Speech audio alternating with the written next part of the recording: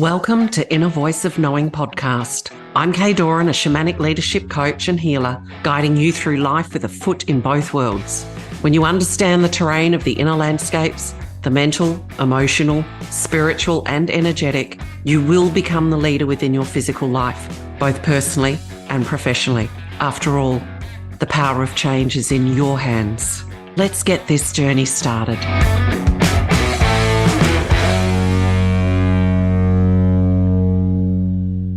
Welcome back to Inner Voice of Knowing. This is a really powerful topic. This is going to be a really powerful conversation that I really invite you to lean into. Freedom lies within opposing forces. So let's recap on truth. You are soul and energy first. You have come in with soul contracts and agreements, lessons, lineage experiences, all designed to turn your vision back inwards and guide you back into remembering the power, beauty, and potential of who you are. A divine spark, the source of all that there is, ever has been, and ever will be. The I am presence, love, oneness. And yet it's our judgments placed upon opposing forces that continue to keep us separate from that oneness, from that feeling of freedom, from love, from truth, from remembering. So what are those opposing forces? Love, hate, right, wrong, good, bad, higher than, lower than. And how do we know that when we're trapped in those? Because remember, the truth is beyond the shadow of the belief system. And I'm watching and reading a lot that's being written on social media, even from beautiful spiritual people that still are not seeing a certain belief system that they have that's still holding them at bay. And I know, because I've done this journey, I've been doing this journey for a very long time. I came to the understanding, didn't mean I'd mastered it. It's an ongoing process of application. But when I was drowning in healing past the way that it had been recommended to me, I was spiraling down into victimhood. It was draining me of energy, and I had a young family. It was keeping me locked in emotions, and it was getting darker and darker. And then it expanded out. And all I could see from my childhood was negative. There's another one, if I didn't say it: positive, negative. Into the depths of what I would term the underworld, until I stopped and went, hold on. This is taking me so far away from the place of when I experienced and met the God within who I am, where I knew beyond a shadow of doubt that everyone and everything is connected, that we are all of the same source. And love. And love is a limiting word for what I experienced. Every word will be limiting for certain experiences that we have. But we need to use these words to at least convey for our human understanding. And then that understanding deepens as expands as we have the application, and that our practices then eventually become just ways of being and who we are and how we are. So life is happening for you, not to you. It's happening for you. And the moment we move from being the victim where it's happening to me, and we go into the level of it's happening for me, it then expands us where life then is happening through me. Because you become more masterful over your mind rather than your mind ruling you. You become more consciously aware. You feel more deeply empowered, more deeply authentic, beyond all the masks and ways you feel you should be, and how you should move through this world and how you should express yourself.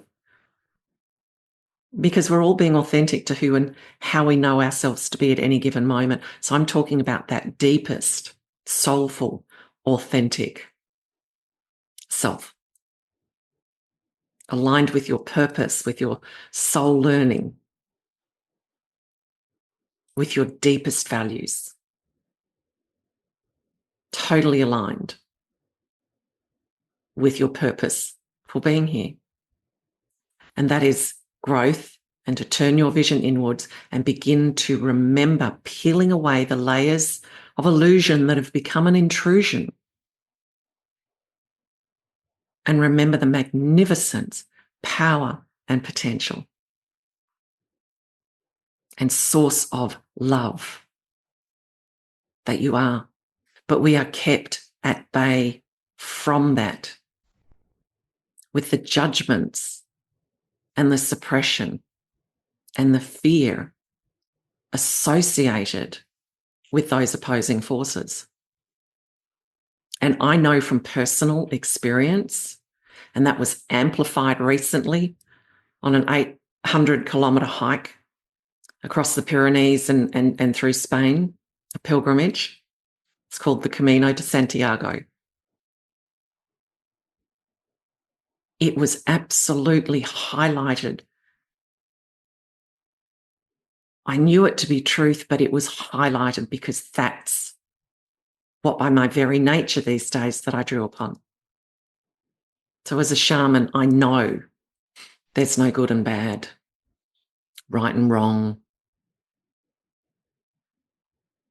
There's separateness or coming home to oneness.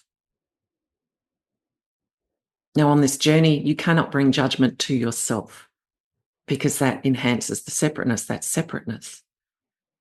And remember, the things that we apply, we're exploring. You don't know what truth is. We don't know what truth is beyond the shadow of the belief system unless we take that journey of exploration. From a very young age, I would listen to what would be said about something and I'd go, well, I'm going to apply that because that's the only way that I will know beyond a shadow of doubt if that is so. Okay. So everything is happening to you and for you. We do not recognize that support because of the false stories and beliefs that we hold firm to. Because primarily what is in the driver's seat of your life are those subconscious, unconscious false stories and beliefs. We're learning to bring more conscious awareness into that, constantly peeling away that sticky spider's web. So how is life reflecting back to you what you most need to learn? What gifts are being offered to you every day via your relationships, your experiences, your thoughts and your feelings? A big one that I'm seeing at the moment as a coach and as a shamanic healer definitely is through relationship. See, once we get past the fantasy, the other person's purpose for you is to bring up and put before you the very aspects you yourself have been suppressing, rejecting, judging. You'll know because somebody will be triggering you and you'll be judging and blaming and putting responsibility upon the other. You will either be elevating yourself above others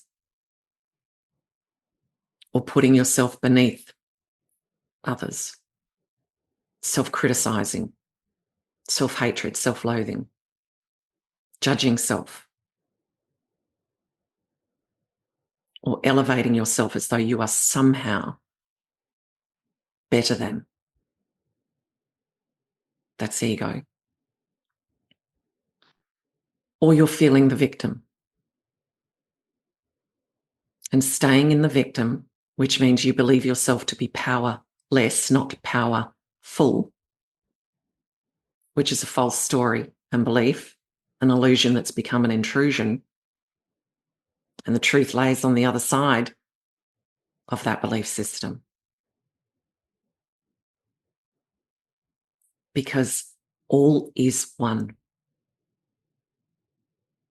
Everything is there to serve you, supporting you, even if you can't recognize it at the time. So how do we bring harmony to those opposing forces? First is acknowledging, if this is happening for me, I may not understand it, I may not see it yet, but I choose to acknowledge that as truth. You make that empowered choice. Then you create the space within you, connect within yourself to the space that actually already exists there. Through the heart intelligence, breathing, clearing your energy. You can go to episode 2. That will take you through clearing your energy, knowing what your own energy feels like, and the heart intelligence, breathing, episode 2. Take a listen to that one. It'll give you those skill sets. Meditating. Going for a walk in nature, and don't block out the natural sounds. Don't put earpods in. Don't listen to music. Listen to the world around you and the wisdom of your inner voice of knowing within you. Listen to the voice of source, soul, and future successful self. Tune in and carry into that inner space power questions.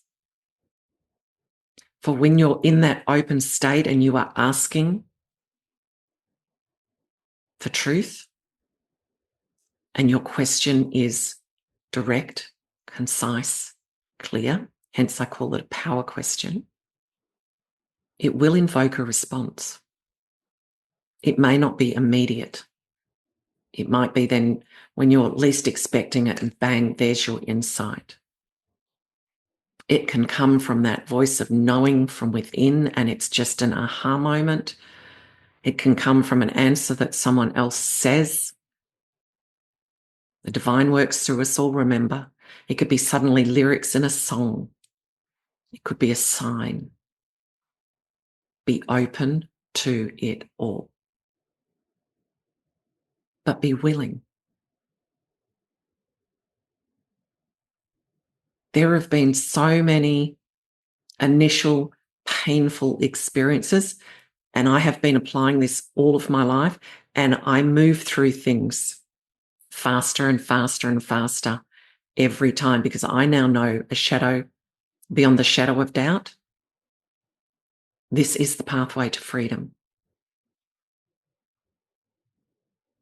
The world externally is reflecting those moments of peace we experience within, the moments of conflict we experience, and that which we keep holding at bay, that which we keep trying to suppress, will persist. It's happening for you. Choose those processes, and that power question, you will receive a response. It's an invocation. When you sit down, and I know that I did this in my mid-20s after spiraling down into the the depths of what I felt like became the underworld because I just became a victim in it. And the more darkness and pain you focus on, the more that expands. I found freedom in this process. I would take an experience that I felt great pain with, that I felt unjust, instead of recognizing my father, my mother, my siblings, primary people in my life were playing the perfect part for me. And I found the gifts within each and every adversity, let's call it. And in that, I was able to find love, compassion, understanding, and forgiveness, freedom, because I understood the role that those experiences had played for me. Then I looked for what I felt was lacking, because what we do is we project our needs onto primary people in our life. And they might reflect back to us that they're not providing and fulfilling that need. But we forget there's a whole community, a whole world of people and experiences around us. The projection of the universe that exists within us. So I started to find and search, asking those questions. Well, where was that emotional support? Where was that person that saw that playfulness in me, that understood me? And suddenly I looked at significant people that weren't in my immediate family that provided that. I had never lacked it. I was just projecting through the lenses of pain, through lenses that had been tainted of experiences and perceptions and emotions along the way. Belief systems put upon me, belief systems I put upon myself for my own growth. I found freedom. And you know that you've found freedom and resolution when you've harmonized, when you've taken that woe is me, poor me, what a terrible thing that happened to me, to wow, it actually served me. It was perfect in its orchestration. Perfect. You expand your energy, your frequency is heightened. You are returning to love. You are recognizing the power lies within you. The truth is within you, beyond all those judgments, separateness, and suppression. Now, here's a key. When you feel like a victim to circumstance, while you're projecting a judgment upon that experience or with that person,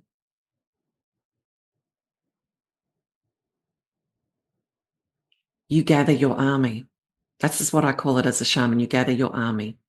You tell your story to people that don't have the wisdom that you're seeking within. And they validate. Isn't that person terrible? That is shocking. And they hold you locked in that state. Now, it's different if you seek wise counsel. So if you came to me, I would not be validating your victimhood. I would not be putting blame on another and making them responsible for you. But what we do is we gather the army, and then we become so used to that holding pattern that we spiral down, and then we just repeat. We're like on a loop.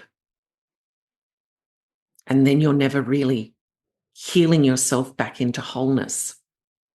And let me just say that is perceived because you are never broken. But we're moving through physical understanding how to navigate and understand the language of the mental, the emotional, physical, spiritual, energetic. that leads us back into the truth that I was never broken to begin with. That was part of the illusion that had become the intrusion. I had allowed myself, until I understood truth, to be pirated. I allowed my vessel to be pirated, is another way to put it. So if you keep pointing the finger at others, if you don't look at the positive that sits within the perceived negative, if you bring judgment to it, if you stay suppressing yourself with inner critical, destructive talk, if you try to elevate yourself above it and above others, I am grand, I am proud, I am, rather than just being, I am the best. Be the best in who you are. Be the best in what your gifts are. Be the best for yourself. Because I'm not better than you and you are not better than me. And then those opposing forces like the yin and the yang can walk side by side.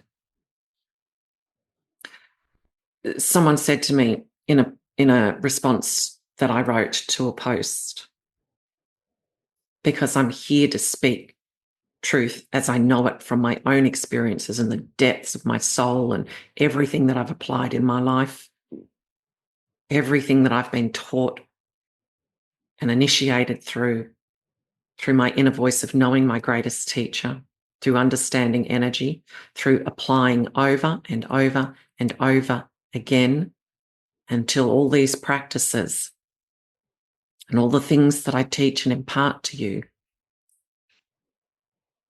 are just so integrated. It'll become who and how you are, how you live your life. So when I was walking recently or hiking, because I were up mountains, down mountains, muddy, rocky, rough, stoned, day after day, week after week, and I was in excruciating pain. The body was in excruciating pain, backpack on my back. But I was able to walk with it, not in it. If I'd walked in it, I would have been the victim. I walked with it. I didn't bring judgment to it. There were moments of why, but that was the question of why. Why am I needing to experience this? What is the gift in this for me? I was actually traveling through initiation, and we can talk about initiations, and rites of passage. I was in a rite of passage. But I was walking still with an expanded awareness, taking in all the beauty around me, being open to the beauty of the people that were around me and passing me and behind me and in front of me. So here's the example. Pain and pleasure walked together. They coexisted. They were a harmonious relationship. Now, someone was talking about the things that we fear, and we fear our greatness. And I said, no, what we fear is fear itself. And then someone wrote, but fear cannot exist with faith. Yes, it can. And it must, because everything is serving us. The thing is, when we fear fear, we don't understand its purpose. You can feel fear, but still be in certainty, still be in faith, still be in knowing. They walk hand in hand. But the fear doesn't have power over you. The knowing draws you. Have you ever had discord with someone and then come back to love? These opposing forces, supposedly, become harmonized with love, knowing that they equally both serve you in the remembering of the truth of who you really are. Not warring one another, not trying to suppress. In that is the utopia that you seek, is that sense of heaven that people talk about. It's a beautiful world when you stop fighting within, when you recognize everything is serving. So many people go, oh, the universe has got my back. The universe brings you a message of love, an act of support within the very things that you judge, that you try to avoid. And it's all about altering the lenses of perception that you wear, having an intention to take this journey. Not yet necessarily knowing until you have the experience, but say to yourself, like I've done all of my life, I can sense that that is true. I'm reading a book at the moment, and it's challenging a lot of what the maths say about the brain. And I'm reading it, and there's a deep knowing, oh my gosh, this is true. But it won't be until the absolute application of that into my life, the alignment with that, will I know beyond a shadow of doubt.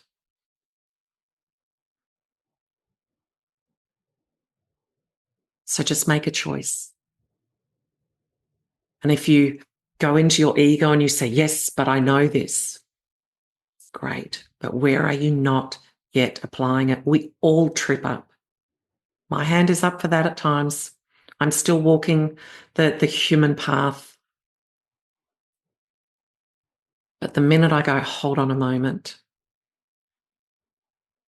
I bring it back to love. I bring it back to my power questions. And I allow the time for those answers to come. But the intention is first. The choosing of the application for those quiet places, for working with your energy, for heart intelligence, so you can get out of the head and you can actually think with the heart and feel with the mind. Think with the heart, feel with the mind. Breathe, be part of nature, create that vessel of expansiveness for that wisdom to flow, for those answers to rise up and be presented to you. Looking for what you feel is lacking, but giving yourself a 360-degree view. And you will return to love. And as you do that, forgiveness is flowing, because there's compassion and there's understanding that those people, those experiences have served you. That old analogy, when you're pointing the finger at someone, you've got three back at you. And here's the thing, do not bring judgment to yourself. So when someone is in anger, where is my anger? And it will be equal. And both energies are equal in power. And it's a lower, denser vibrational frequency only because that's the judgment, the perception, the belief that you bring to it. We need night and we need day. Darkness is not your enemy. Bring the light into your perceived darkness. Take responsibility for the life and the experience and the learnings that you at a soul level have requested. So much love.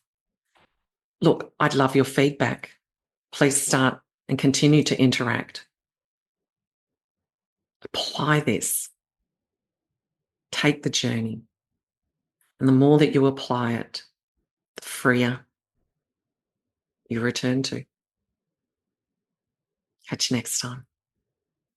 Join me on my next episode. And if you love this podcast, please subscribe by clicking on the plus button if you're on Apple, or like and follow on Spotify, rate and review. And please share Inner Voice of Knowing with your friends.